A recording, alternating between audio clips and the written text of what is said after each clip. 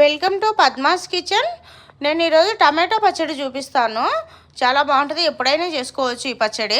ఒక అరకిలోకు ఎక్కువే, కొంచెం 1-2 ఎక్కువే తీసుకున్నాను టమాటోలు. కట్ చేసి ఉప్పు వేసుకోవాలి, కారం వేసుకోవాలి, అప్పుడే చింతపండు కూడా వేసుకోవాలి ఉడికేటప్పుడే. అవి ఉడికి చల్లారిన తర్వాత మిక్సీ పట్టుకోవాలి, మెత్తగా పేస్ట్ చేసి.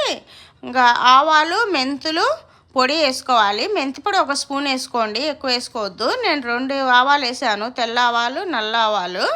కావాలంటే మీరు సోంపు కూడా 1-2 స్పూన్లు వేసుకోవచ్చు, చాలా బాగుంటుంది ఫ్లేవరు.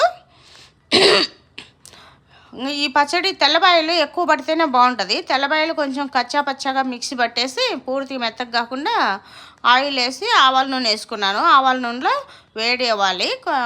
నూనె వేసినప్పుడు కొంచెం జీలకర్ర, పైన ఆవాలు వేస్తే ఇంకా బాగుంటుంది, కనపొస్తాయి పైన.